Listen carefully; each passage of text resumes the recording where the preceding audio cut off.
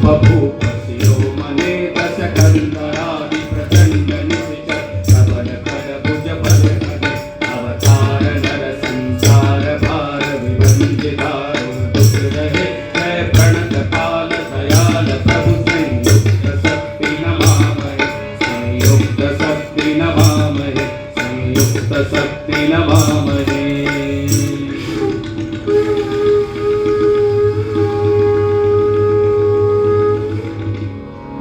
सबसे बड़े भगवान से भी भक्त को बढ़कर कहे वह स्वाभिमानी भक्त उसकी विरल भक्ति नमामहे।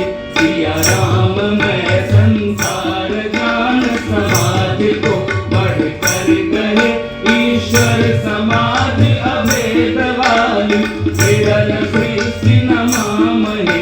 आगम निगम कछु निज सोच से कर कर कहे जय लोक मंगल गिरधर करे हंस तुलसी नमामहे। हे संत तुलसी नमामहे हे हंस तुलसी नमामहे हे संत तुलसी नमामहे हे हंस तुलसी नमामहे हे हंस तुलसी नमामहे।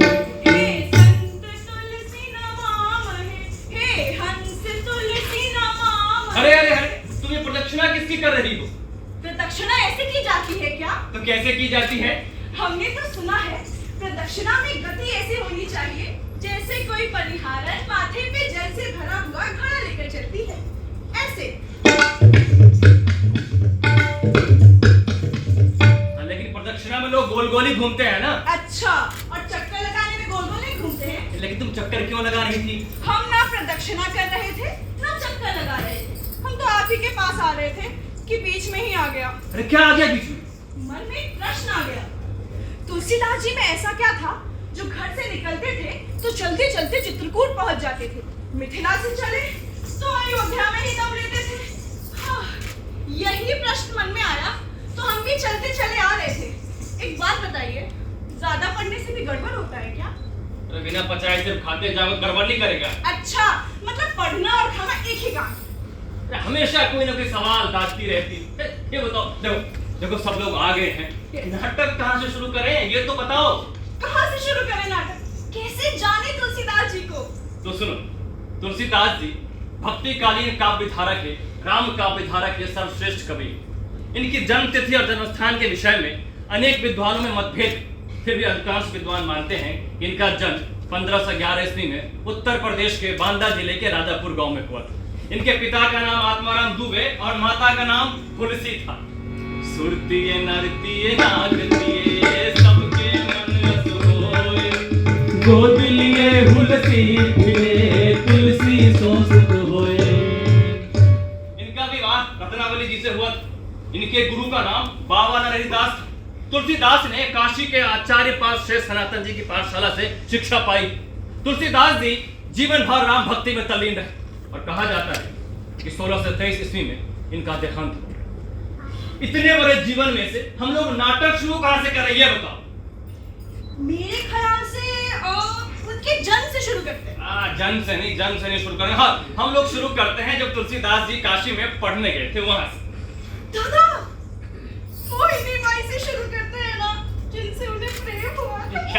क्या बोल रही हो? मोहिनी बाई से नहीं, हम लोग शुरू करेंगे जब अंधी भिखारी अम्मा ने तुलसीदास को पहाड़ पोस कर बड़ा किया था वहां से। नहीं, जब रत्नावली जी से उसकी शादी हुई थी ना, वहां से शुरू करेंगे। अरे कहाँ घूम रही हो तुम? कभी रत्नावली कभी मोहिनी बाई। देखो तुलसीदास जी का जीवन ना बहुत बड़ा विशाल है।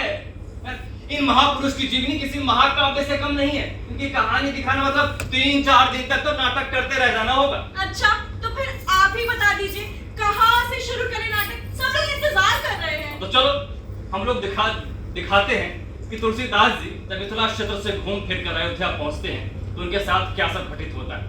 मूल रूप से तुलसीदास जी ने अपनी अद्भुत कृति रामचरितमानस यहीं से लिखना प्रारंभ किया। चलिए, ये बहुत अच्छा प्रसंग है। हम भी बीच बीच में ना कोई पात्र बन के आते रहेंगे। हाँ। सुंदर कोई सुंदर नहीं कि पवित्र जब तक हो नहीं, सुंदर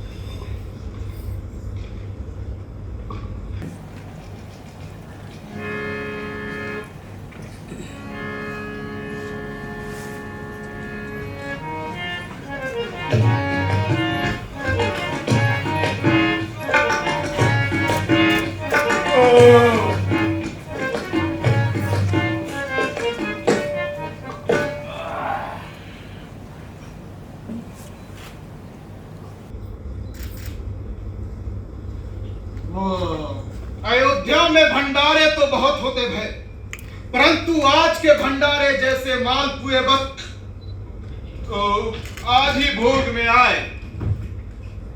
अरे हमने अपनी लंगोट बाहर सूखने के लिए डाली थी, पर कहीं मिल नहीं रही है। अरे मिलेगी कैसे, हमने जो पहन ली। अरे भैया तो अपनी पहनते, तुम मेरी क्यों पहनी? खड़े हो और हमारी लंगोट उतारो। अरे मेरी वाली गीली रही, एक बार पहन ली थी गीली लंगोट, सो दांत उपजाया था। राम राम राम राम। देखो अब तो तुम अपनी लंगोट से हाथ धो लो, वरना तुम्हें भी दांत उपज जाएगा। लंगोट तो छोड़ दी गुरु, लेकिन तुम्हें नहीं छोड़ूंगा। देखते चलिए कि इसके दांत की खाद हम कैसे मिटाते हैं। अरे लंगोट हमारी है, लंगोट छोड़ो। अरे भाई जय सिया राम महाराज। जय सिया राम। कहाँ के आना भैया? इस समय तो मिथिला से सीतावटी के दर्शन करके आ रहा। प्राय 36-37 वर्ष पहले यहाँ आना हुआ था, पूज्यपाद नरहरि बाबा के साथ। भला भला, ये तो बहुत पुरानी बात है, हमने तो नरहरि बाबा का नाम भरी सुना है। मुझे यहाँ रहने को स्थान मिल सकेगा? इस मठ में? जी, इस मठ में रहने को स्थान मिल सकेगा। अरे भाई मिल क्यों नहीं सकता, साधुओं की सेवा करो तो मैं जी से कह दूंगा। बड़ी कृपा होगी आपकी। अरे कृपा विरपा कुछ नहीं, तुम्हें हमारा चेला पढ़ना पड़ेगा। भोर पहर की कागा बीसी और सायकाल की भोग पिलासी, भांग तुम्हें पीसनी होगी। जी, मैं शक्ति भर आपकी ये सेवा कर दिया करूंगा। और जब तक भांग घोटोगे राम राम जपना होगा। हाँ, वो तो मैं जपूंगा ही। हाँ ठीक है, ज्यादा चेको मत, पहले हमारी बात सुनो।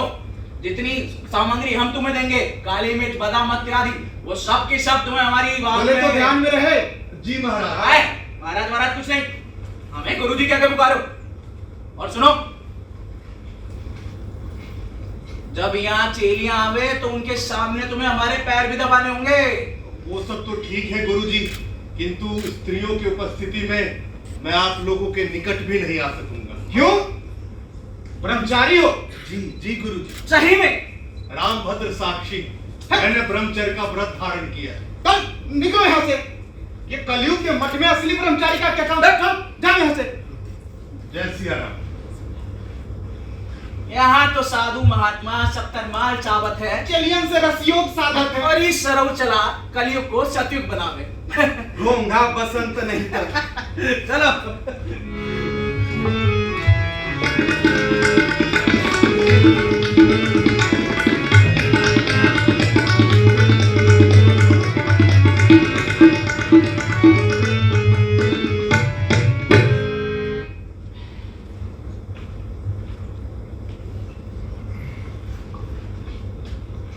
जय सिया राम।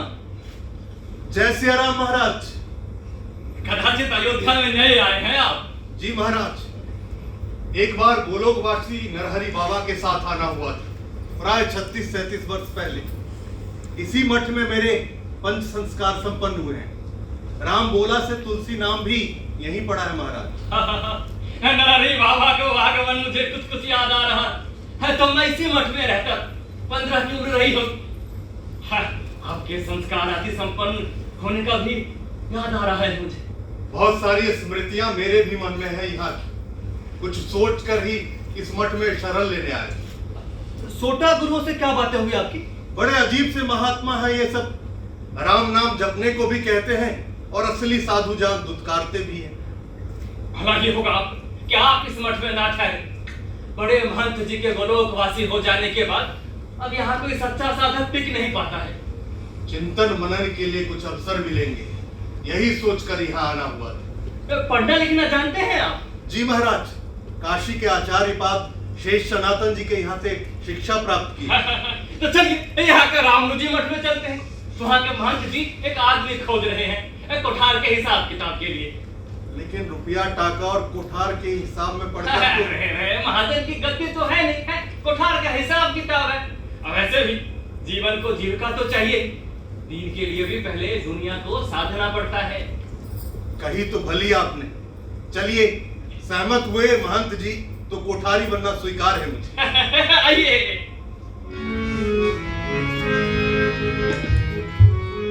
दादा, हाँ? कहाँ जा रहे हैं? इधर आइए। एक बात बताइए। हाँ? तुलसीदास जी का विवाह हुआ था। हाँ? उनका बेटा भी था। हाँ? फिर सोटा गुरु से खुद को ब्रह्मचारी क्यों कहा? उन्हें क्या लिखा है ना, करे एक रघुनाथ संग बाल जटा सिर के, हम तो चाखा प्रेम रस पत्नी के उपदेश। अरे ये बताओ, तुम्हारे सवालों से जूझता रहा ये नाटक कैसे आगे बढ़ेगा? ये बताओ, तुम्हारे अंदर का सवाल उठता है तो ये सवाल क्यों नहीं उठता कि तुलसीदास जी रामनुजी मठ में जाकर कोठारी बने कि नहीं, और अगर बने तो चिंतन मनन के लिए अवसर भी मिला है कि नहीं? ये सवाल थोड़ी है, ये तो मसला है जो वहीं जाकर और देखकर हल होगा। तो चल देखते दिखाते हैं कि रामनुजी मठ में जाने के बाद तुलसीदास जी के साथ क्या सब। चलिए। आओ।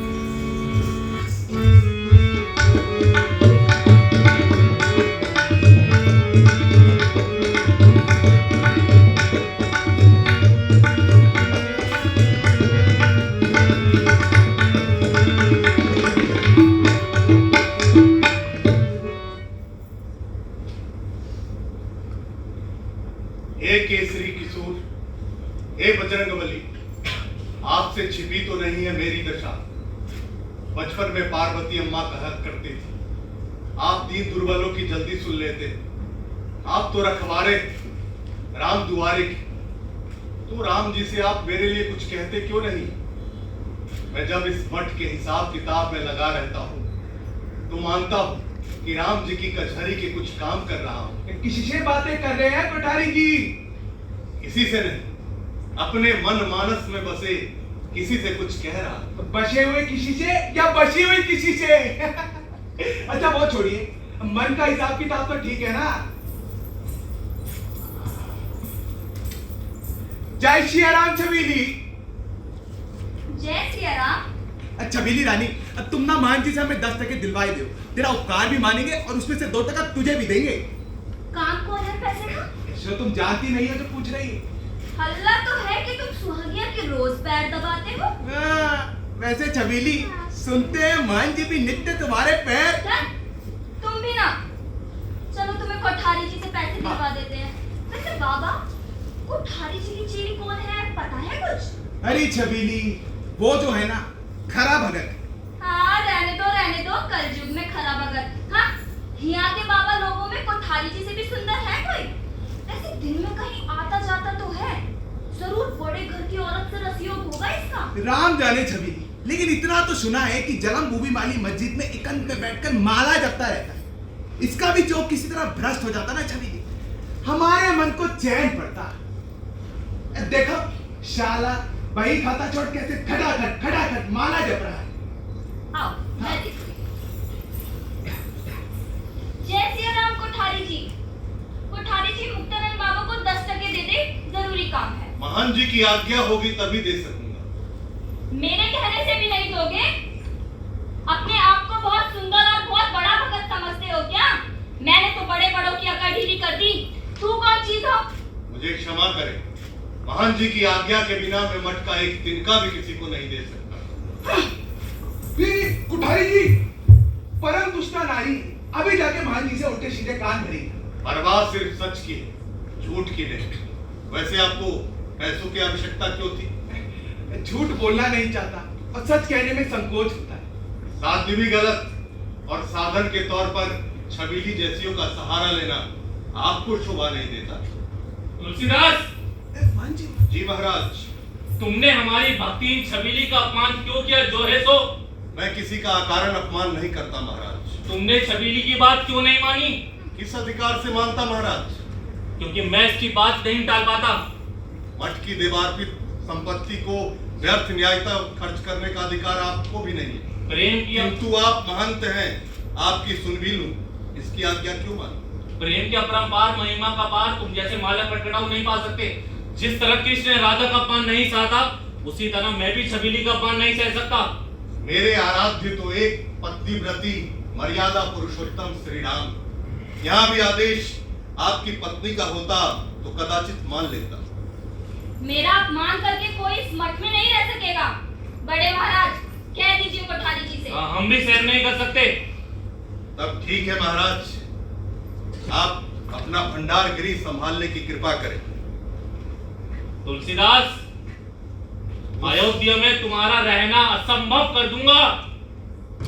जब तक अयोध्यापति श्री राम की दृष्टि मुझ अकिंचन पर थोड़ी भी रहेगी, बड़ा से बड़ा लंपट व्यभिचारी भी तुलसी को यहाँ से नहीं निकाल सकता। तुलसी सरनाम गुलाम है राम को, जाके रुचे सो कहो कुछ हो। मांग के खैबो मसीत को सोइबो, लइबो को एक ना दैबो को दो। तुलसी सर नाम गुलाम है मांग के खैबो मसीत के सोइबो, लेबै को एक ना देबै को दो। मांग के खैबो मसीत के सोइबो, लेबै को एक ना देबै को दो। धूत कहो अवधूत कहो, धूत कहो अवधूत कहो, राजपूत कहो या दुल्हा कहो। काकी बेगुन बेटा ग्राहक साहू की जाति बिगाड़ न सो। तुलसी नाम गुलाम है राम को, जाको रुचे सो कहो कछु। तुलसी सर नाम गुलाम है राम को, जाको रुचे सो कहो। जय सिया राम। अरे जय सिया राम पंडित जी, चरण स्पर्श। अरे अभी तक आपका टाट सुना पड़ा है, किसी ने बोनी नहीं कराई? अरे बेटा, वाणी के साथ साथ मेरा भाग्य भी जैसे बैठ गया है। बुरा मत मानना पंडित जी, कहते आ रहे हैं कि अपनी कोठरी और जमीन तुम हमारे हाथ बेच दो। मन में है अपने बाप की नाम की छतरी बनाए, सो पुण्य है। लेकिन तुम हो कि कुछ सुनते ही नहीं हो। वैसे 50 रुपए कम नहीं है, सो ब्राह्मण देवता हो, सो 51 देकर भी खुशी होगी मुझे। पैसा दिखा रहा है हमें? अरे मूर्ख, भूखा मर जाऊंगा लेकिन तेरे जैसे दुष्टों का पैसा नहीं रखूंगा मैं। तुम्हारा माथा फिर गया पंडित, यही कारण है कि तुम दुख भोगते रहते हो। नहीं रखूंगा तेरा पैसा, चाहे भूखों मरना पड़े। पैसा दिखाएंगे।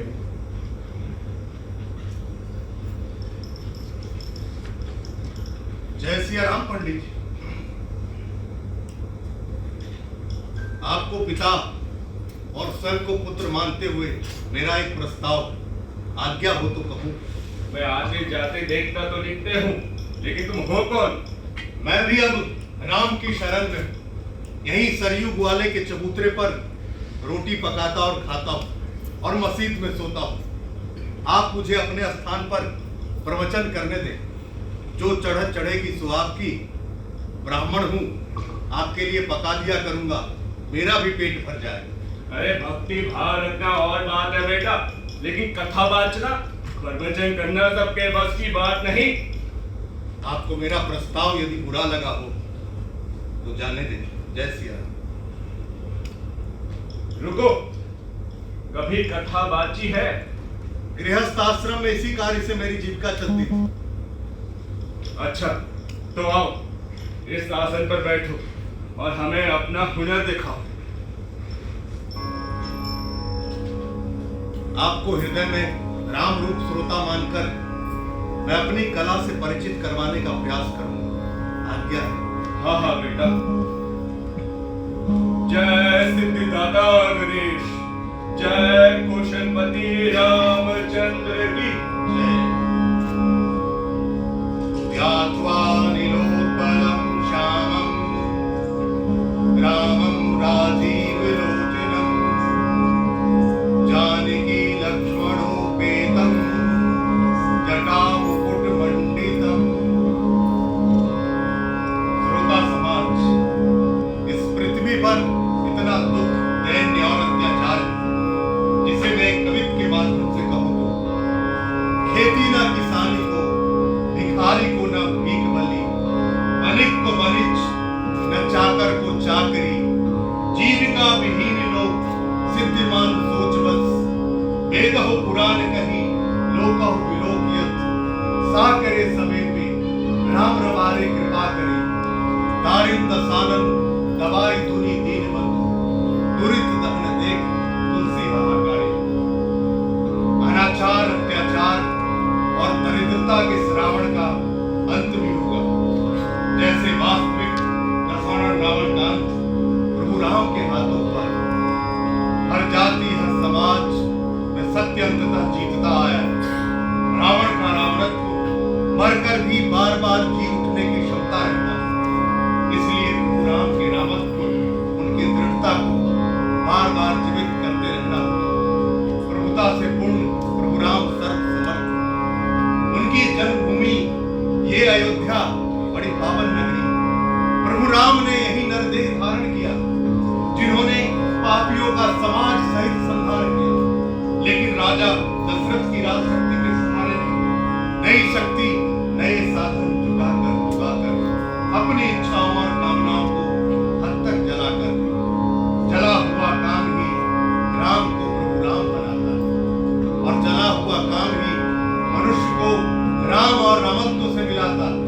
सियावर रामचंद्र की जय।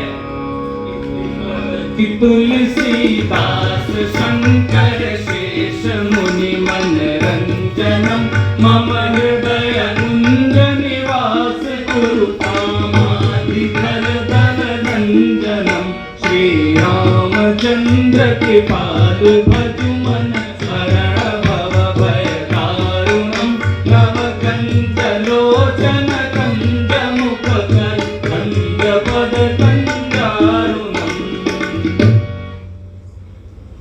सरकार, आप कल ही कथा सुनाइएगा, मैं अपने पूरे परिवार को लेकर आऊंगा। जी अवश्य।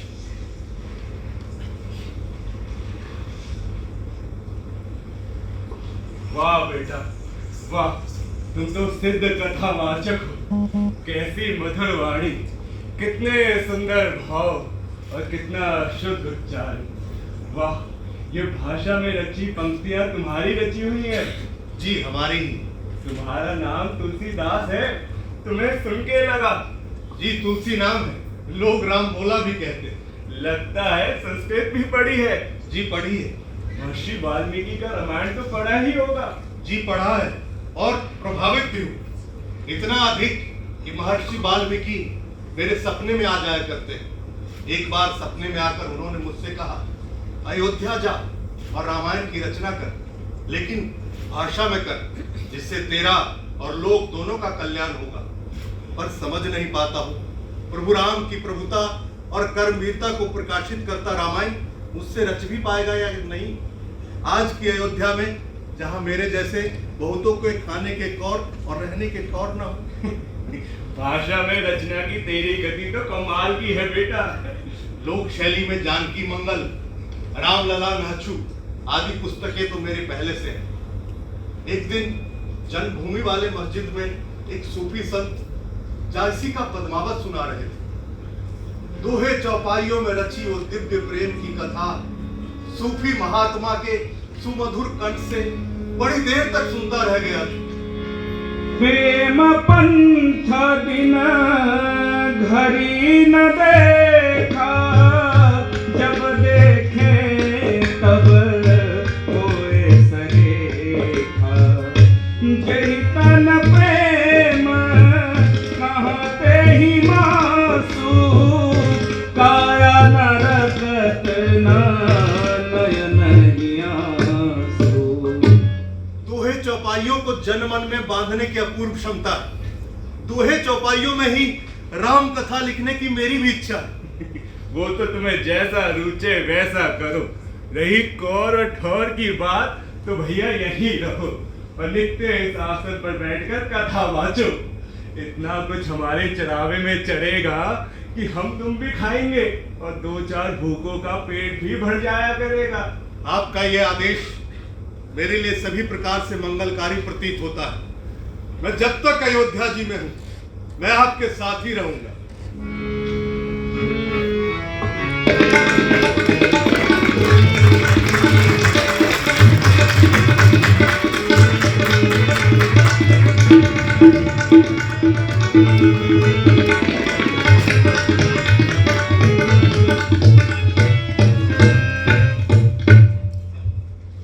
तुलसी तुलसी तुलसी, आखिर है कौन है तुलसी भगत, और क्या नाम करके आया कहां से है? अरे महाराज, रमता जोगी रहता पानी है वो तो। कब कहां से आता है और कहां को जाता है कहना बड़ा कठिन है। कुछ दिन पहले तो राम अनुचर के अखाड़े में कोठारी था, कुछ माल माला तो निकाल दिया। वैदेही वल्लभ चरण कमल तुलसीदास जी, ये बात सोलाने में क्या है? अरे हमने तो सुना है कि छबीली फुलवाली की बात ना मानी तो महेंद्र ने डांटा था, स्वयं चाबी फेंककर चला गया। आदमी चरित्रवान है वो। उसका यश जो इसी तरह बढ़ता ही चला गया, एक दिन सभी साधु बाट पैसे वालियों को चेली बनाकर मोड़ लेगा और तुम ताकते रह जाएंगे। अरे महाराज, मैं तो यह भी सुनता हूँ कि वो तो खरा राम भगत है, चेहरे से तेज टपकता है और वो तो इन आंखों ने भी देखा है। अरे जब तुम भी उसकी इतनी प्रशंसा करोगे तो हमारी लुटिया को डूबने से कोई नहीं बचा सकेगा। हम तो कहे कोई ऐसा प्रपंच रचना है कि उसका मुंह काला हो और वो यहाँ से भाग खड़ा। अरे रामदत्त जी, मैं तो यूं कहूं कि कोई ऐसा षड्यंत्र रचो कि ये तो सभी है ना, पर ये यहाँ कहाँ भटक रही है? मैंने बुलाया इसे। बैठ छबीली। थोड़ा सुस्ता ले, फिर तुझसे बात करते हैं। मैं तो कहूं वो हमारी मान मर्यादा को रौंदता हुआ अयोध्या वासियों के मन मस्तिष्क पर चढ़ायमान भया चला जा रहा है। चिंता का विषय है वास्तव में। आदि कवि महर्षि वाल्मीकि के परम पवित्र काव्य के रहते हुए भाषा में रामायण रचने का दुस्साहस तो देखिए उसका। समझ लीजिए वो दम्भी हमारे विरुद्ध कोई विषमतम षड्यंत्र। अरे अभी से अति आतंकित होने की आवश्यकता नहीं है। देखना चाहिए वो सफल भी होता है कि नहीं। अरे महाराज, वो बहुत बड़ा जोशी है, शगुन विचार से ही रखता है। मंगलवार रामनवमी के दिन से रचना आरंभ किया है और उत्तम श्रेणी का कवि होने के साथ साथ उसके गले में ना गजब का जादू है। मुझे तो लगता है कि सारा जादू उसके गले में ही है। तो कोई तिगड़म करके उसको सिंदूर खिला देवे कि गला ही बैठ जाए। क्या कहा छबीली? उस दुस्साहसी के लिए इतना दुर्बल दंड विधान तुम सोचोगी? ये हमें आशा नहीं थी। हमें तो ये भी नहीं पता महाराज कि आप हमें बुलावा किस लिए दे रहे हैं। मैं तो बिना जाने सुने आप लोगों की बात सुन के ऐसे ही कुछ बोल गई। अच्छा, इतना तो तेरी समझ में आ ही गया होगा कि क्या नाम करके हम तुलसी भगत को नष्ट भ्रष्ट कर देना चाहते हैं। समझ में आई तो गई ये बात कि तुलसी भगत माने कोठारी जी, लेकिन उसको नशाएं भ्रष्ट करना छबीली क्यों चाहेगी? अरे इसलिए कि तुम्हारा भी शत्रु है और तुम्हें पैसा भी उसे नष्ट भ्रष्ट करने के वास्ते ही दिया गया है। अरे मैं तो सोचती ही रह गई कि महंत जी उसको डांट के निकाल देंगे तो मैं मना के रोक लूंगी, लेकिन निकालने का तो मौका ही ना दिया, खुद ही निकल गए थे। अरे हमने कहा था ना आप लोगों को। देख छबीली, अगर तुझे रुपया टका और चाहिए तो बोल, और ध्यान से सुन जो विचार हमारे अंतःकरण में प्रकटायमान भया। बोलो तो महाराज, सुने तो पहले कि क्या कटायमान भया है। तू किसी ऐसी गर्भवती औरत को ढूंढ निकाल जो तुलसी भगत के प्रवचन के बीच में जाकर अपने गर्भ धारण का आरोप तुलसी भगत पे मट सके। इस तरह उसका मुंह भी काला हुए और वो भाग जाए। आहा, महाराज आप तो ऐसे कहते हो जैसे हम औरतों पे किसी का पसीना भी गिर जाए तो बह के सीधा पेट में पहुंच जावे है और बच्चा बन के डोले लागत है। देख छबीली, अगर तेरी ऐसे खोजने से कोई ना मिलने वाली हो तो हम बता देते हैं, तू गिंदिया दाई को पटा। और अगर ये प्रपंच सफल हो गया तो राम लोचन शरण दास भी गेंदिया दाई के हाथ में फंसे गले को छुड़ाने वास्ते माला माल कर देंगे। छबीली को माला माल करने वालों का टोटा नहीं है इस नगर में महाराज। आप अपना भी ये लो टका और छबीली तो चली। हाँ, बहुत देखी है हमने भी सतवंती नारियां। देखी होंगी, बहुत देखी होंगी, लेकिन छबीली से अकेली ना देखी होगी। छबीली भटियारों के भटियारेपन का मजा भी ले सके है और कीमत भी, लेकिन किसी चरित्रवान का मान आदर करना भी जाने है छबीली। और तू चरित्रवान किसे कहती है? तुलसी भगत को?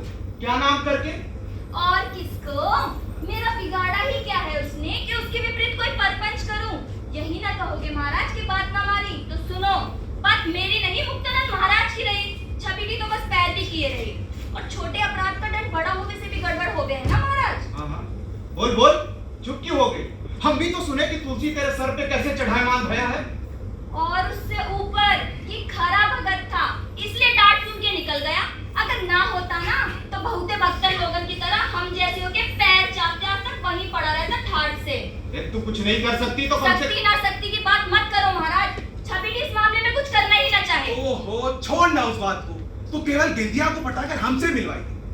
साफ साफ अरज करे महाराज, अगर गिंदिया हमें पहले मिल जावे तो छबीली उसे इस परपंच में पढ़ने से मना ही कर दे। हाँ, कामा शक्ति और धना शक्ति में से ध्वस्त कर पाने की तुलना में सिंदूर खिलाने वाला उपाय आसान प्रतीत होता है। पर ये परपंच असंभव है महाराज। वो कैसे? क्योंकि तुलसी आजकल सिर्फ फलाहार करता है और दूध पीता है। मैं देख रहा हूँ सुदर्शन जी, आज आप हर बात तुलसी की प्रशंसा में करते हैं और हमारे प्रयास को ढीला करने का प्रयत्न रखते हैं। देखिए महाराज, आप लोग सिर्फ दूर बैठे बातें कर रहे हैं, जबकि मुझे तुलसी से मिलने का मौका भी मिल गया था और मैंने उसे सुना भी है। वो कभी भी श्रेष्ठ और प्रकांड पंडित तो है। अरे हम भी अपनी विशेष विद्या के ही प्रकांड पंडित हैं। क्यों वैदेही वल्लभ चरण कमल तुलसीदास जी? आहा, इस बार हमारी विद्या एकदम सटीक बैठेगी। क्या नाम करके? को कहे करत कुसाज भगाबाज भर, को कहे राम को गुलाम कर खूब है। को कहे करत कुसाज भगाबाज भर, को कहे राम को गुलाम कर खूब है। साधु जाने माह साधु खल जाने महाकल, साधु जाने माह साधु खल जाने महाकल। पानी झूठी साचो खोटी उठत हबूब है, पानी झूठी साची खोटी उठत हबूब है।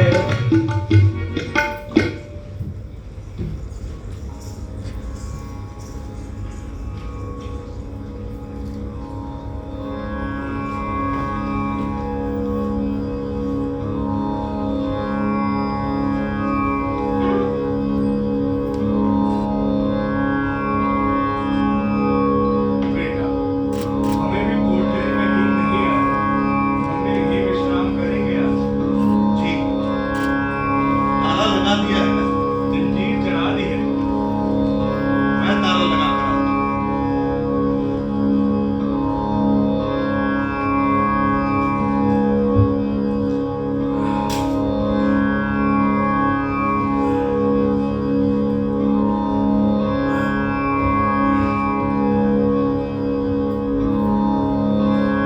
आज राम बोला, तुम्हारे दोए चुपाइया ने तो अयोध्या के नर नारियों में धूम मचा दी है। यह सब राम प्रभु की कृपा और आप गुरुजन के आशीर्वाद का फल है। बेटा, आज क्या सब लिखा? सुनाओगे नहीं? क्यों नहीं? के कई सुता सुनत कटुबानी, कहीं न सकई कछु सहमि सुखानी। तन पसेउ कदली जीविका में, कुबरी दसन दीप तब चापे। सुनी मंथरा बात गुरी तोरी, दहिनी आंख नित तर गई मोरी। दिन प्रति देखऊं रात कुसपने, कहूं न तोहे मोह बस अपने। वाह बेटा वाह, कुबरी दसन जीव तब चापी। तुम्हारी काव्य गति देखकर मन प्रसन्न हो जाता है। लेकिन आज मेरा मन बहुत दुखी है बाबा। वो क्यों राम बोला? इधर मैं प्रतिदिन जन्मभूमि वाले मस्जिद की ओर जाया करता था। मस्जिद के पास उजड़े हुए टीले पर बैठा करता था। लौटते समय मस्जिद के सामने बेदरोबाल मुसलमान फकीरों से मिलने जाया करता था। तो आज क्या हो गया? रामनवमी को लेकर सिपाहियों की छातियां लगी थी। हुड़की देकर मुझे वहां जाने से रोक दिया गया। फिर? मेरे लिए यही प्रतिबंध मुझे अखर गया बाबा। रामभद्र साक्षी, मैंने कभी इस मस्जिद के प्रति मन में दुर्भावना नहीं रखी। जथा भूमि सब बीज में, नखत निवास आकाश।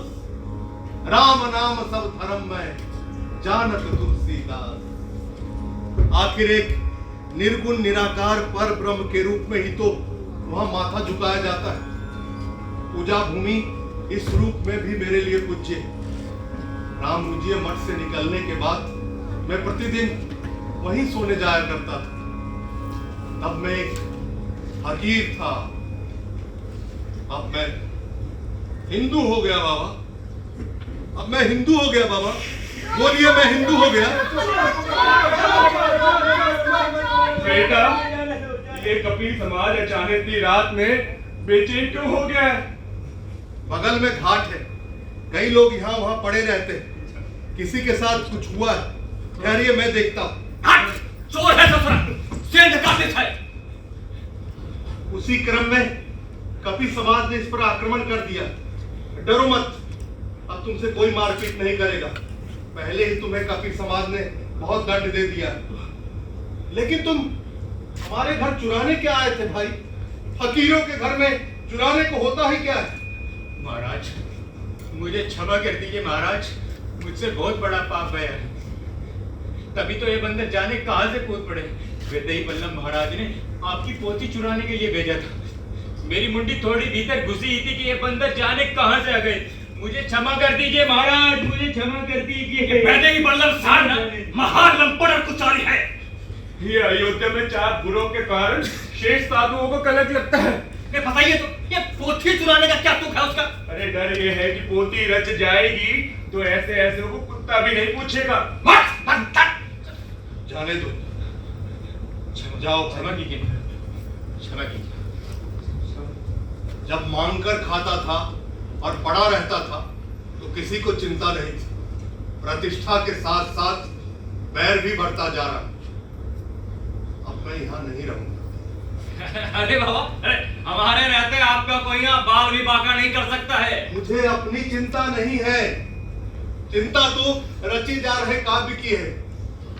आज तो बुरे कवि के रूप में हनुमान जी ने इसकी रक्षा कर ली, किंतु कभी भूल भी हो सकती है और मेरी वजह से मेरे आश्रयदाता बाबा को विपत्ति घेर सकती है। अरे बेटा, तुम तनिक भी चिंता मत करो, मैं कुछ लोगों से मिलकर सुरक्षा का चौकस प्रबंध करा दूंगा। मेरा मन कहता है मुझे यहाँ से कुछ दिनों के लिए टल जाना चाहिए। भगवान राम के घर में ईर्ष्या द्वेष की आंधी चले, ये ठीक नहीं है। भगवान शंकर विश्वाई, काशी में कवियों और पंडितों का समाज बहुत बड़ा है, संभवतः उदार भी हो। मैं भोर होते ही काशी चला जाऊंगा।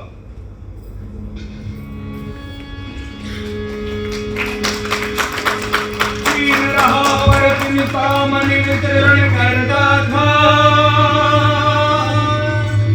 भक्ति सुधा से जो संताप हरण करता था,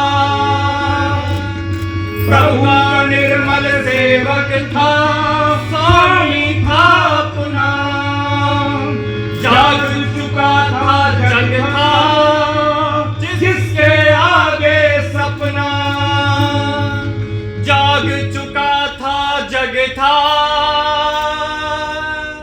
जिसके आगे सपना। काशी पहुंचकर तुलसीदास सबसे पहले अपने मित्र गंगाराम के घर पहुंचे।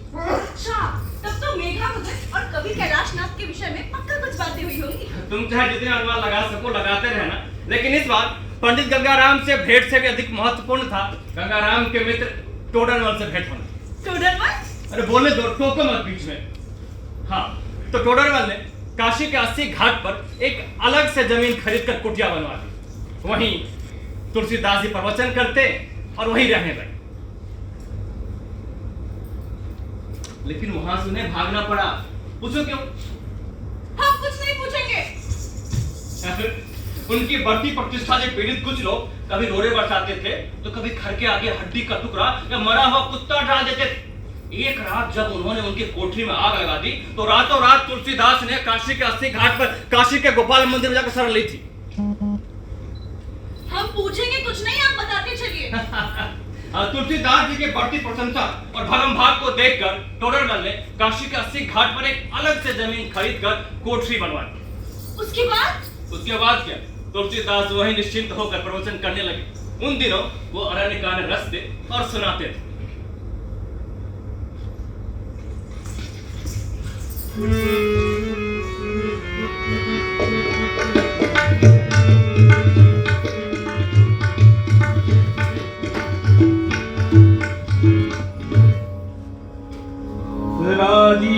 राजीवायतलोचनम् धृतजटाजूटेन संशोभितम् सीतालक्ष्मणसंयुतम् पथिगतं रामाभिरामं भजे।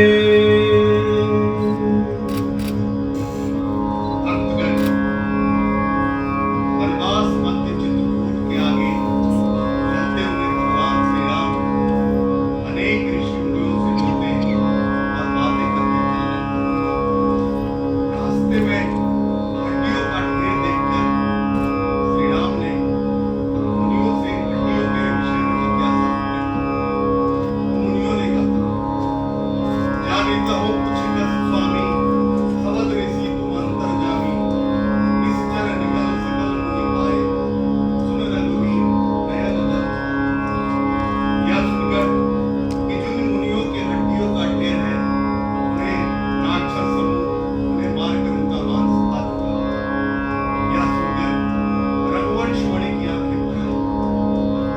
फिर तो उन्होंने हाथ उठाकर प्रण किया, निशिचर हीन करो मही, उठ उठाए प्रण किन, सकल गुण हित आश्रमय, जाय जाय सुख दिन, सियावर रामचंद्र की जय। आज की कथा यहीं समाप्त की जाती है।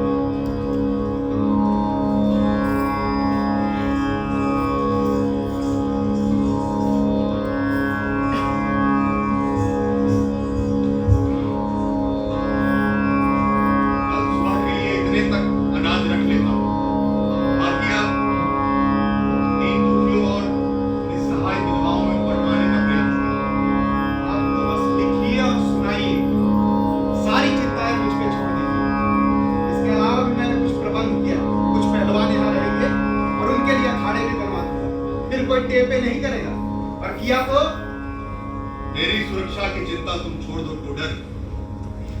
मेरे बल तो राम है और मददगार बजरंग बली। और वैसे भी मैं चाहता हूं कि नगर में जगह जगह अखाड़े बने और चारों वर्णों के युवक बलशाली बने। एक बार राम जी की वानर सेना तैयार हो जाए, फिर उन्हें प्रकट होते देर नहीं लगेगी। हमारे मित्र गंगाराम का क्या हाल समाचार है? कह के गए थे 8-10 दिन और महीना से ऊपर हो गया। पंडित जी चुनार में बीमार पड़ गए। ऐसे उनके परिवार से पता चला है स्वस्थ है और जल्द ही आने वाले। भक्तजन, निरीह प्राणी टूटे हुए भक्तजन से तो मेरी निकटता बन गई, लेकिन यहाँ के विद्वत समाज से एक बार नेह नाता बंध जाता तो अच्छा होता। क्यों लगता है कि यहाँ का विद्वत समाज बेकार में ही संकटकारी न बन गए?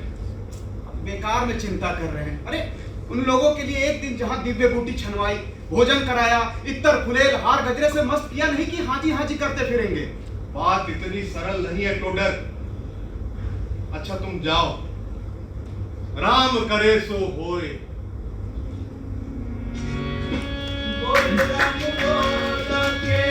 बड़े अनमोल बोले राम बोला के बड़े अनमोल, बड़े अनमोल बोल बड़े अनमोल। तीखे भी कड़वे भी मीठे भी बोल जो भी निकले सो नगर नगर बोल राम बोला के बड़े अनमोल, बड़े अनमोल बोल बड़े अनमोल।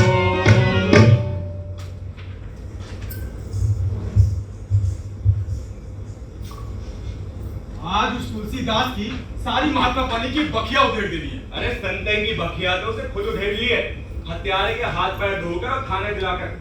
आन दो, आज तो उसकी महात्मा परी का बुखार उतारेंगे हम लोग। कहीं मेघा भगत के साथ लगा रहा तो दिक्कत होगी। अरे धर बलबक, मेघा भगत के साथ रहा तब भी कोशिश कर सकते हैं, लेकिन नारायण भट्ट आदि के सामने मुश्किल होगी हमें। नारायण भट्ट की पालकी अभी आने में देर है, उससे पहले भी प्रयत्न कर सकते हैं। आन दो। जय श्री राम महाराज। जय सिया राम। इन दिनों आपका यश निरंतर फैलता जा रहा है। नाम सुनते थे, आज दर्शन भी हो गए। यश तो राम जी का है भाई, मैं तो उनका किंचन सेवक भर हूं। कबीरदास जी हो या हम तो उनकी दुकान के चाकर भर हैं। पहले अपनी नंगी प्रजा को आस्था का कपड़ा पहनाने के लिए रामचंद्र जी ने कबीरदास जी को भेजा, अब ऊपर से गहनों से सजाने के लिए मेघा भगत और हमारे जैसे लोग उनकी दुकान की चाकरी बजा रहे हैं। ठीक से समझ नहीं सके महाराज हम। भाई मेरे, सच्चा धर्मबोध देश काल के अनुरूप ही ढल कर आता है। जब कबीर महाराज ने निर्गुण राम का प्रचार किया था तो कैसा घोर अत्याचार मचा था। मूर्तियां खंडित, मंदिर ध्वस्त, भद्रजन कायर वन विजेताओं के तलवे चाटने लगे थे और आमजन जन हाहाकार। अनास्था का ऐसा गहन अंधकार निर्गुणिया राम का दिया ही दूर कर सकता। तब आप गली गली उनका विरोध और सगुन का प्रचार तो करते हैं महाराज। मैं तो सगुन का विरोध करने वालों का विरोध करता हूँ। मैं भी तो मंजिल या साध्य जो भी कहे निर्गुण को ही मानता हूँ। जो बिना सीढ़ी के साहस नहीं रख सकते पहुंचने का, मैं उस समर्थ रूप सोपान का विरोध करने के वालों का विरोध करता हूँ। हिसाब किताब अंक और अक्षर दोनों में लिखा रहे तो गड़बड़ी नहीं होती। अंक अगुण आखर सगुन, समुझिए वह प्रकार, खोए राखे आप बल, तुलसी चारु विचार। फिर आप श्री कृष्ण के विरोधी क्यों हैं महाराज? कहा, मैंने तो कृष्ण प्रेम के गीत गाए। ये अलग बात है कि आज मैं उनके गोपी रमण मुरलीधर रूप की अपेक्षा धनुर्धारी असुर संहारक रूप की ज्यादा चाह रखता हूँ। हमने सुना है विद्यार्थी जीवन में पंडित बटेश्वर मिश्रा जी से आपका कोई झगड़ा हुआ था महाराज। झगड़ा तो कभी नहीं हुआ था, एक शर्त लगी थी और हमारे हनुमान जी से उनके भूत अवश्य भाग खड़े हुए थे। भूत पिचास से निकट नहीं आवे, महावीर जब नाम सुनावे। हनुमान चालीसा तभी रचा। हमने तो ये भी सुना है महाराज कि मेघा भगत के दरबार में किसी वेश्या के साथ गायन कला के साथ आपकी बड़ी होड़ लगी थी। हाँ, तब की बात है।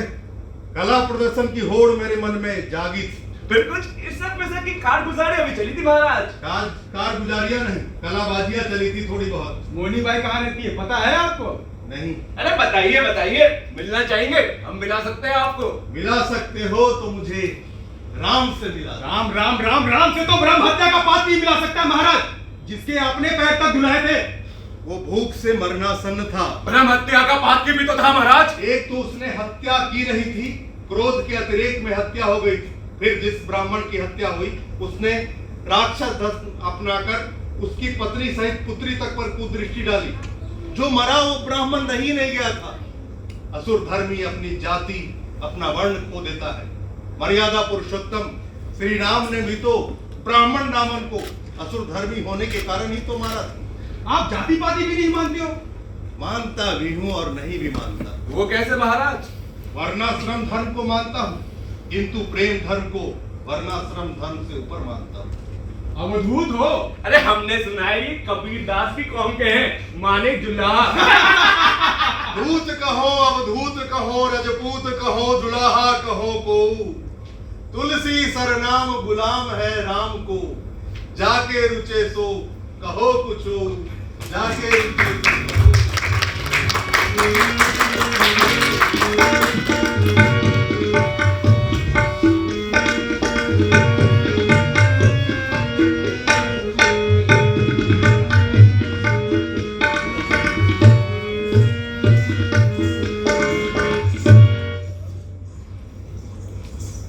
तुलसीदास जी ने भोजन भी किया, कथा भी सुनाई और रामलीला भी देखी, लेकिन इस सबसे पहले एक ढोलबाजों ने ना उनका मन खट्टा कर दिया। क्या पूछा तुमने?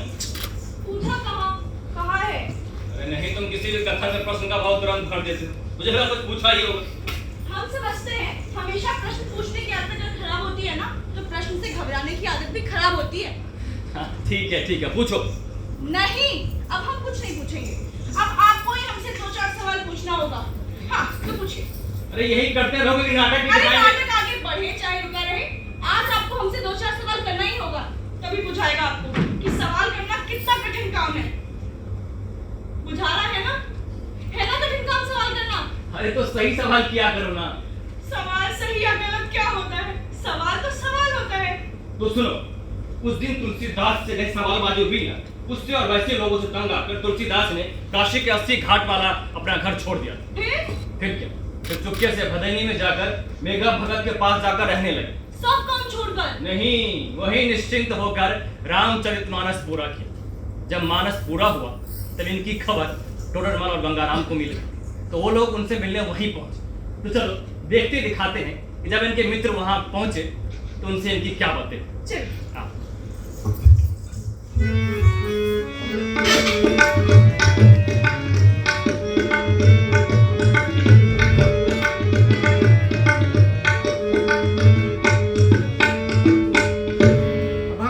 आपसे मिलना तो था ही, साथ ही हम आपके लिए एक प्रस्ताव लेकर आए।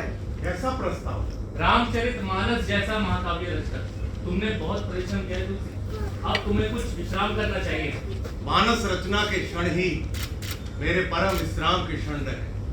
अब तो मन और भी हरा भरा लगता है गंगा। अब तो मैं सदगृहस्थों के बीच में जाकर मानस की कथा सुनाना चाहता हूँ। अरे भाई, हमारे प्रस्ताव का आपकी चाह से कोई वैसा विरोध नहीं है। प्रस्ताव तो बोलो। अब बात यह है कि आप ही बता दीजिए ना पंडित जी। क्या बात है भाई, प्रस्ताव बताने में इतना संकोच क्यों? इसलिए कि प्रस्ताव सुनकर कहीं तुम बिगड़ न जाओ। लंबे सोच मंथन के बाद ये बात हम तुमसे कहने आए हैं। बात क्या है? बात यह है कि लोलारपुर में एक वैष्णव मठ है, जिसके गोस्वामी हाल ही में गोलोकवासी हो गए। उस मठ में पैसा पराए टोडर बिरादरी वालों से आता है। गोस्वामी पद पर किसी को बिठाने की बात पर बहुत तरह के विवाद हो रहे हैं, और किसी योग्य व्यक्ति को उस पद पे नहीं बिठाया गया तो मठ को बंद कर देना होगा। और वैसे योग्य व्यक्ति के रूप में तुम लोगों ने मुझे चुन लिया है। देखो, राम कृपा से इंद्रियों पर मेरा नियंत्रण तो सधने लगा, किंतु मुझे अभी पूर्ण सिद्धि की प्राप्ति नहीं हुई। अतः तुम लोगों का ये गोस्वामी पद का प्रस्ताव मैं स्वीकार नहीं कर सकता। अब आप जो चाहे समझे, लेकिन काशी के लोग आपको ऋषि मुनि से कम नहीं समझते। एक दिन मैंने ऐसे ही आपका नाम ले लिया कि लोग बाग खुशी से उछल पड़े। लोलारकुंड मोहल्ले में तो हल्ला भी है कि आप आ रहे हैं। मठ में मंदिर भी होगा। मठ है तो मंदिर तो होगा ही। कृष्ण मंदिर होगा। हाँ, पर तुम तो राम और कृष्ण में वैसा भेदभाव नहीं रखते। बात तो ठीक है, परंतु देखो तुलसी, बुरा मत मानना, काल के सताए दुखियारे लोगों के बीच तो तुम प्रतिष्ठा पा चुके हो, लेकिन दुष्टों के प्रचार के कारण भद्रवर्ग में ना तो कोई तुम्हारे निकट आए, ना उसने तुम्हें प्रतिष्ठित किया है। तो क्या मैं चिंतित हूं उसके लिए? कभी अभी व्यर्थ ऐसी चाह मेरे मन में रही थी, अब ना उसकी चाह है ना इच्छा।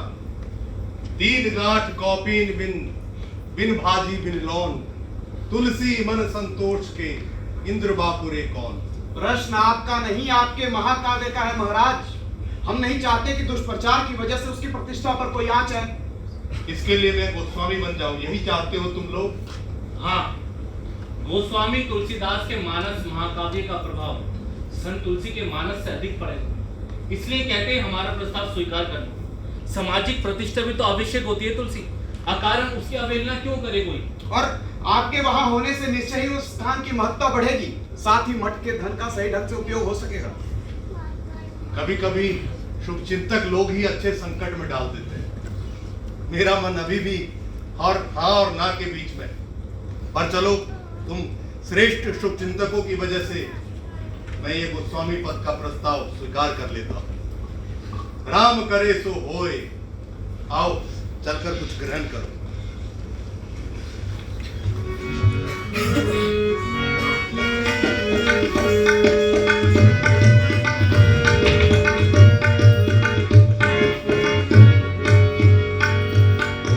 मुखिया मुख सो चाहिए, खान पान कहुए, पाले को सही सकल रंग, तुलसी सहित दुए। क्या था इसका मतलब? मतलब ये कि मनुष्य ग्रहण मात्र मुख से करता है, और मुख अनेक पदार्थों को शरीर के अनेक अंगों के पालन पोषण में लगा देता है, अपने ही पास जमा करके नहीं रखता है।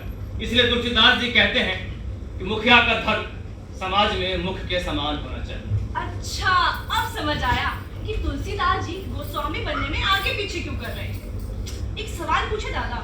पहली बार पूछ रहे हो ना, पूछो। तुलसीदास जी अपने समय और समाज के लिए रामचरित के माध्यम से कुछ विचार गढ़ रहे थे, या राम कथा लिखने समय ऐसे ही कुछ आता चला गया? हमको कभी पहले वाला ठीक लगता है तो कभी बाद वाला। जब तक ये प्रश्न तुम्हारे मन में बना रहे, समझना तुम ठीक रास्ते पर हो। अच्छा, और आप जो हमारे प्रश्न से गुस्सा जाते हैं सो? अरे मैं अपने अंदर प्रश्न स्वयं से प्रश्न करने की बात कर रहा हूँ, दूसरे से पूछने की नहीं। आपको हमसे 3 प्रश्न करने थे, आपने अभी तक एक भी नहीं किया। हाँ तो आपने कहा था ना फिर कभी, अभी कीजिए ना। हम भी आपकी तरह उत्तर देने का अभ्यास करेंगे कि उत्तर से ही प्रश्न निकलता चले। प्रश्न ही सोच रहे हैं कि कुछ और? मैं सोच रहा हूँ कि तुलसीदास जी मठ में जाने के बाद कैसे दिखते हो। हाँ, अब तो हमको भी देखने का मन कर रहा है। तो चलो सीधे चलते हैं लोलारकुंड और चलकर देखते हैं कि तुलसीदास जी मठ में जाने के बाद कैसे दिखते हैं। चलिए। हाँ।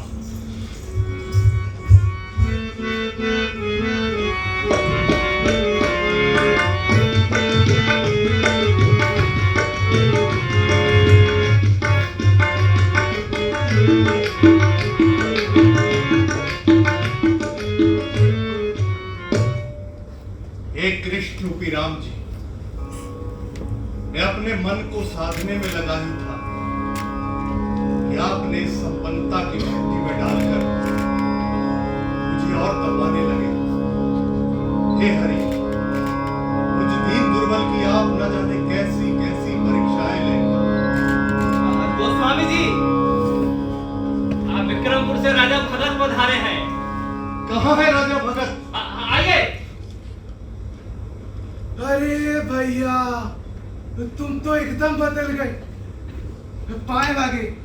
आओ आओ राजा भगत, आओ विराजो। अरे राजा, तुम सीधे यहाँ कैसे पहुंच गए? सीधे कहा भैया, प्रहलाद घाट वाले ज्योतिषी मित्र ने बताया कि तुम आ गए। गंगाराम, गंगाराम तुम्हें कहाँ मिल गए? घर पर ही मिले हो। गंगाराम से तुम्हारे मिलने का कारण और उनका घर कहाँ है मालूम था तुम्हें? जिसे थोड़ा बहुत पता था उसी के साथ था, बाकी वहां पता कर लिया। किसके साथ थे तुम? रत्ना भाऊजी के साथ।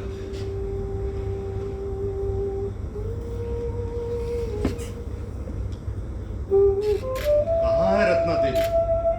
उन्हें यहाँ क्यों लाए तुम? आने का निर्णय मेरा नहीं उनका था, मैं तो सिर्फ साथ आया। गंगाराम से उन्हें कौन सा प्रयोजन हो गया? गंगाराम जी के यहाँ तो इसलिए गई कि सीधे तुम्हारे पास पहुंचना किस कर पर बैठेगा पता नहीं था। और भूलो मत, गंगाराम जी तुम्हारे घनिष्ठ मित्र ही नहीं, सत्करिष्ठ भी। क्या चाहती है तुम्हारी रत्ना भौजी मुझसे? मात्र तुम्हारे दर्शन, नजर पर बस देखना चाहती है तुम्हें। आओ टोडर राजा, ये मेरे मित्र टोडर मल। टोडर, ये राजा भगत, मित्र, सखा, अनुज, क्या क्या कहूं। इन्हीं के सद प्रयासों से मैंने अपने गांव का नाम राजापुर रखा है। और सबसे बड़ी बात, इन्होंने ही मेरा विवाह करवाया और आज अपनी रत्ना भौजी को मेरा दर्शन कराने हेतु काशी ले आए। विवाह जिससे हुआ उसे तो तुम भूल गए, लेकिन विवाह जिसने कराया उसे नहीं भूल पाती। है ना ये अनोखी बात टोडर जी? बात अनोखी हो ना हो, तुम अनोखे हो राजा। बहुत कम लोग ही इतने दिनों तक नेह निभाते हैं। गंगाराम कहाँ? अब तक तो आ जाया करते थे भाई टोडर। अब आपके बुलावे पर ही आवे शायद। ऐसा क्यों? डर है उन्हें कि रत्ना भाऊजी को अपने घर ठहरा होने के कारण तुम उन पर गुस्सा करोगे। तो क्या वो गंगाराम जी की यहाँ ठहरी हैं? तुमने या गंगाराम ने मुझे इतना हृदयहीन कैसे समझ लिया? यह अलग बात है कि अभी मेरे मन में कुछ दूसरी चीजों की चाह दिखी, लेकिन तुलसी हृदयहीन नहीं। अगर वो वहां है तो मैं बुरा क्यों मानूंगा? हम तो चाहते हैं कि आप उन्हें यहीं रहने दें। मैं अपने अथवा अपनी पत्नी के सुख के लिए समाज की आस्था को सूली पर चढ़ा दूं? कदाचित तुम वही चाहते हो टोडर, जो असंभव। क्षमा करें महात्मा जी, लेकिन बल्लभ गोस्वामी ने घर गृहस्थी के साथ रहकर मोक्ष लाभ किया था। आपके ऐसा करने से लोकास्था क्यों बिखर जाएगी? तुम समझते क्यों नहीं टोडर? ये बल्लभाचार्य का समय नहीं है, ये कबीर दास जी वाला समय नहीं रह गया।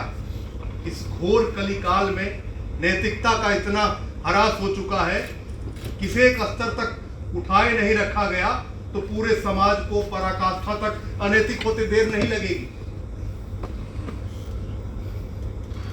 राजा, अगर तुम्हें मेरा और रत्ना का संबंध जोड़ने का पश्चाताप है तो मुझे क्षमा कर देना। गोस्वामी जी, गंगाराम जी माता जी को पालकी से लेकर आए रहे। हमने उन्हें विश्राम करने को कहा, वो हमारे साथ रसोई में हाथ बटाने आ गए।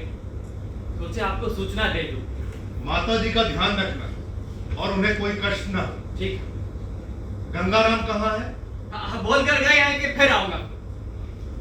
मैं भी चलता हूँ, फिर आऊंगा। गांव जवार के लोगों का हाल समाचार कहो राजा। कैसे है सब?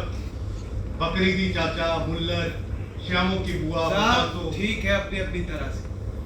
अरे तुम्हारे वो काशी वाले रिश्तेदार हृदय का हीर कैसे? हाँ, उनसे भी मिलना था। आता हूँ मिलकर। अभी? हाँ, मैं रुको आता हूँ। अभी तो आए हो? रुको। कैसे हो नथु? हजामत बनानी है? जय सिया राम महाराज। जय सिया राम। मैं तो ठीक हूँ, पर ये लोक समाज की हालत ठीक ना है महाराज। क्यों, क्या हुआ? जब से माता जी काशी में पधारी है, ना जाने क्यों ये लोग बाग पूछते रहते हैं, नब्दू माता जी यही रहेगी क्या?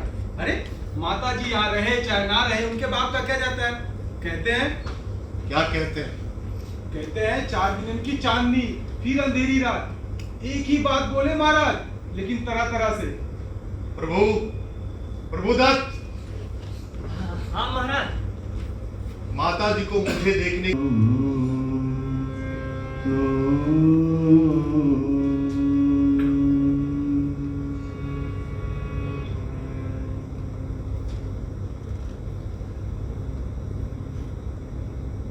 जय सिया राम। जय सिया राम। आसन लगा है, विराजो।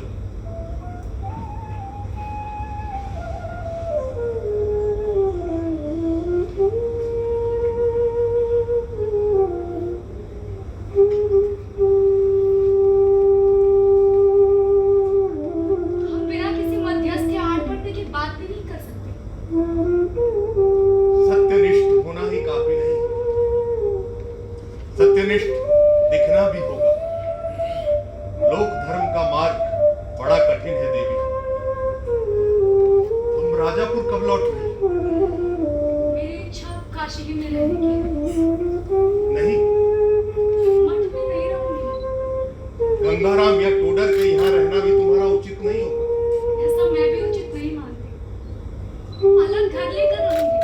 नहीं, कष्ट देना तो दूर, मैं कभी आपके सामने पाऊंगी भी नहीं। नहीं, तब भी नहीं। राम जी का सानिध्य चाहने वाले आपको आपके प्रभु राम भी इसी तरह ना कह दे तो मेरी क्या गलती थी जो मुझे इस तरह तपने के लिए छोड़ दिया। राम साहेब की साहिबी और कलिकाल की इस तुलसी में बहुत अंतर। लोक समाज का चरित्र उठाए रखने के लिए कठोर त्यागी बनना होगा। मैं तप रहा हूं, तुम भी तपो। जैसी आज्ञा। जा रही हूं।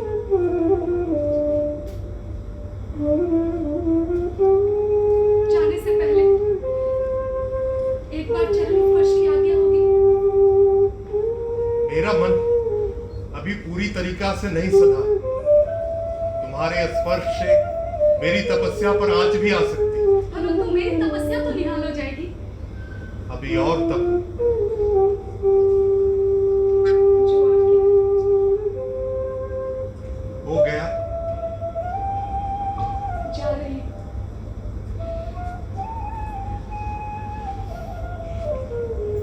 एक भिक्षा मांगो। भिक्षा मांगने की आज्ञा नहीं ली जाती।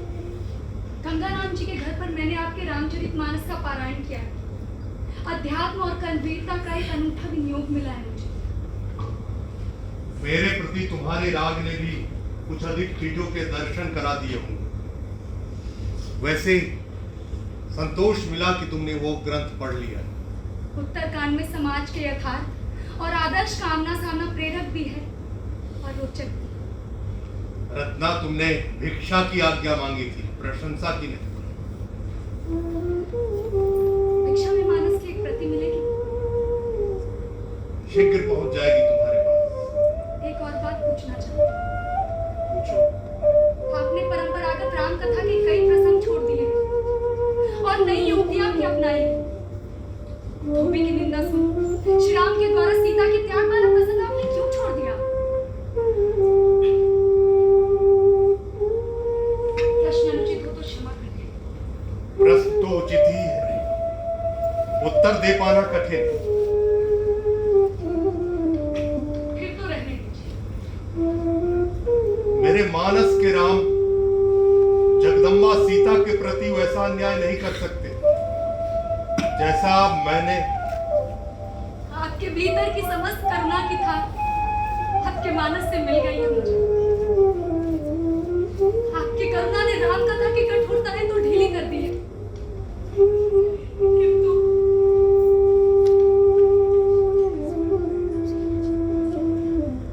रो रही हूं। जनमानस में आपका मानस यश लाभ करेगा।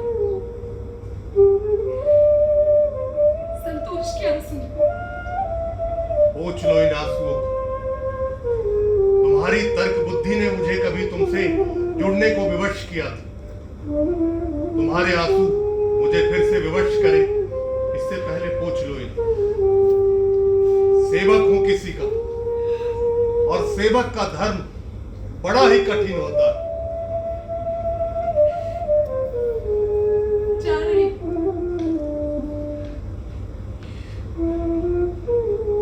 और भिक्षा मांगी। मांगो।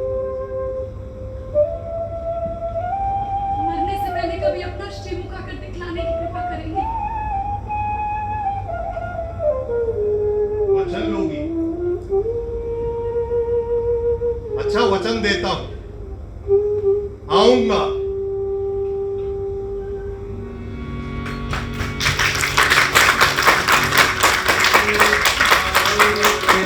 जोर आजमा रही,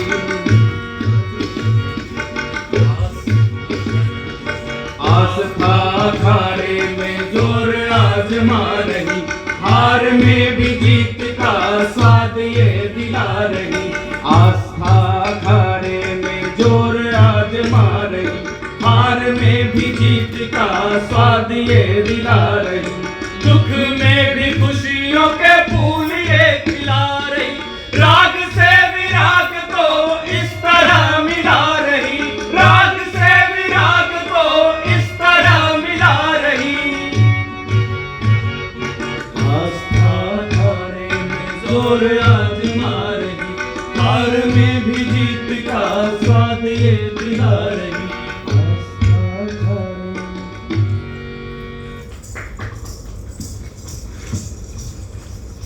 हमारा माथा खराब हो रहा है। तुलसीदास जी ने रत्नावली को काशी तक में रहने नहीं दिया। बताइए, ये ठीक हुआ? छोटे सुखों के लिए ना बड़े सुखों को त्यागना पड़ता है। जरा ठीक से समझाइए तो इसको। उनको आभास था कि ज्यादा दिन वो मठ में टिक नहीं सके, और हुआ भी यही। एक तो जन जन के रूप में राम से मिलने का उनका सौभाग्य, दूसरा उनके खड़ेपन से और भी चिढ़ गए खोटे लबों की बढ़ती पुछाल। इन दोनों ही के कारण एक दिन अपने दोनों मित्र टोडरमल गंगाराम को घर बुलाया, बात की और मठ छोड़कर गली गली घूमने निकल गए। ऐसे ही बेमतलब। नहीं रे, बड़े मतलब के साथ ना छोटे छोटे मतलब भी जुड़े होते हैं। जैसे? जैसे रामलीला का संगठन किया, लीला राम की और संगठन जनता की। हमने तो सुना है कि इस बार तुलसीदास जी की बढ़ती हिम्मत देखकर उनके विरोधी भी सतर्क गए थे। मात्र हिम्मत से तो नहीं, पर उनके तरह संगठित जनबल ने विरोधियों को तो चटका ही दिया। बादशाह अकबर के दरबार तक में हलचल मचा दी थी। इसका कारण? कारण तांत्रिक बटेश्वर ऋषि के षड्यंत्र से तुलसीदास को सिपाहियों ने हाजत में डाल दिया था। अच्छा हुआ था। क्या अच्छा हुआ? हाजत में डालना अच्छा नहीं हुआ था, जो विरोध हुआ था ना सो अच्छा हुआ। हाँ, इस वक्त विद्रोह से त्रस्त होकर बादशाह अकबर ने अब्दुल रहीम खान खाना को नया सूबेदार बनाकर भेजा। रहीम कभी तुलसीदास से मिले, उन्हें सांत्वना दी, बल्कि जागीर और मनसबदारी तक का प्रस्ताव दे दिया। लेकिन तुलसीदास ने एक दोहे में उत्तर दिया, हम चाहकर रघुवीर के पटो लिखो दरबार, तुलसी हल्का होंगे नर के मनसबदार। एक बार कहे थे ना तुलसीदास जी कि विद्वत वर्ग से मेल जोल करेंगे, सो नहीं हुआ? हाँ हुआ था। एक बार जब उनके हदेश काव्य को कहकर उनका विरोध बढ़ा ना, तो काशी के आचार्य पाद सरस्वती जी को निर्णायक बद कर उसका पाठ तुलसी से कराया गया। आचार्य जी ने तुलसी के मानस को उत्तम कोटि का काव्य घोषित किया। तुलसीदास का अधिकांश समय तो अपने समर्थकों और विरोधियों की लड़ाई को शांत करने नहीं जाता। तुम क्या पूछ रही थी? हाँ, आखिरी सवाल है। तुलसीदास जी रत्नावली के मरने से पहले उनसे मिलने गए भी थे कि ऐसे ही बैठा दिया था? अरे जाते कैसे नहीं, राम भक्त का वचन था, निभाते कैसे नहीं। एक बार जब वो चित्रकूट जा रहे थे तो रास्ते में राम जी ने टोक भर दिया। चित्रकूट न जाकर सीधा पहुंच गए राजा, और महामारी के समय से रामी द्विवेदी उनके साथ रहता ही। जब वहां पहुंचे तो रत्नावली मृत्यु शैया पर थी। इनके समक्ष प्राण त्याग तुलसीदास ने अपने हाथों से रत्नावली का संस्कार किया। हमने तो ये भी सुना है कि तुलसीदास जी जब अतिवृद्ध हो गए थे तो रत्नावली उनके सपने में आते थे और वो उनके सामने पश्चाताप करते थे। हाँ।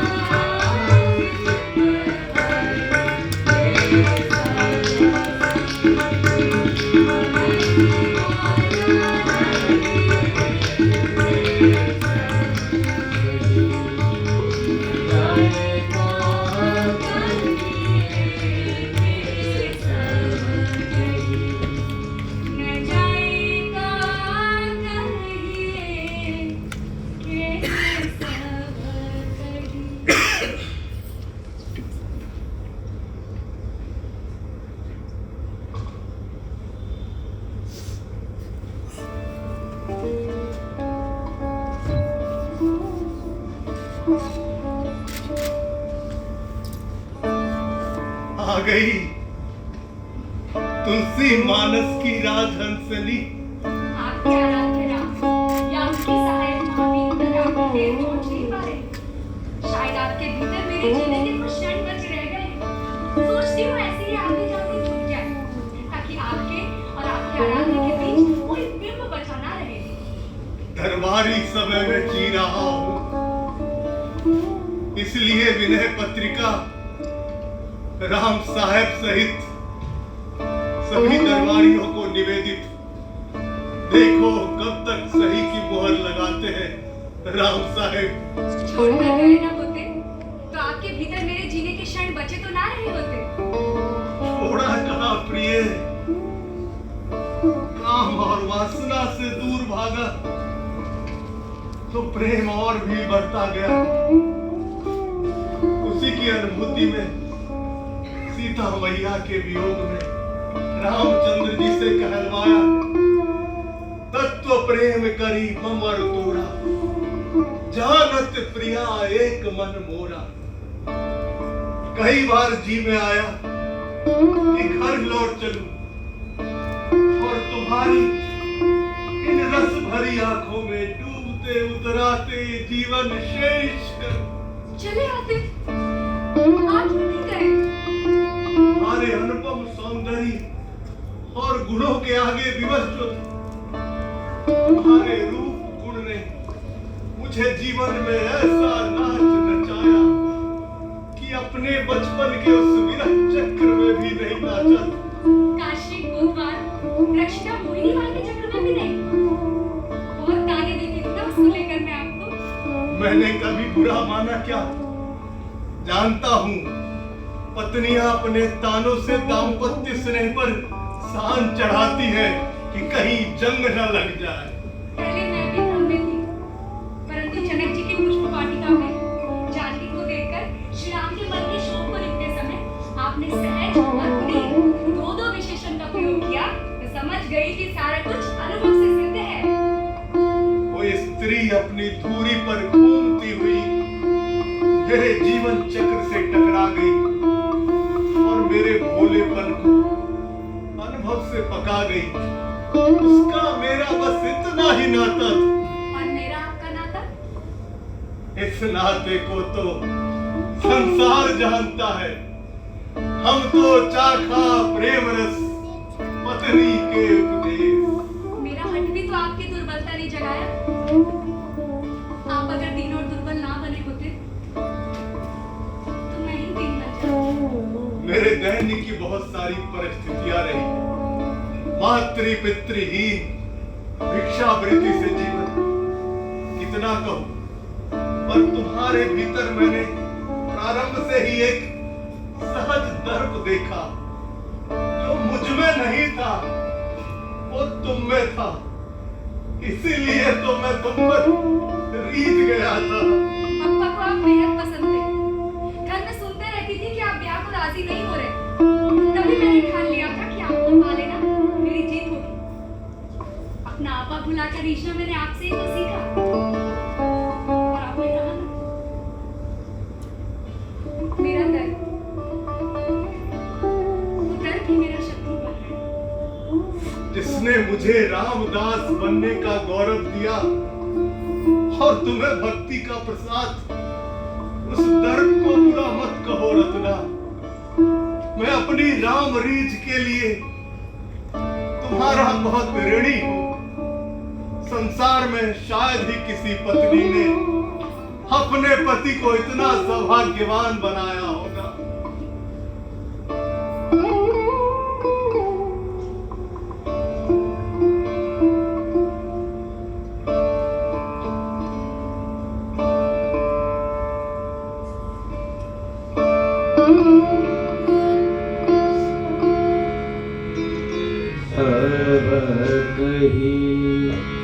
न जाए का